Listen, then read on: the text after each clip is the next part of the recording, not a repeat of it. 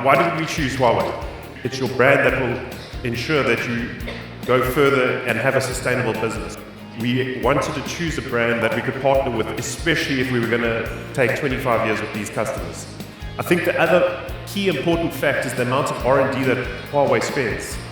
The solutions that are being continuously developed, we are introducing to customers over time. So we started with solar, we went to battery storage, we're now looking at EVs, and we're also looking at smart home automation solutions that we can introduce into these environments.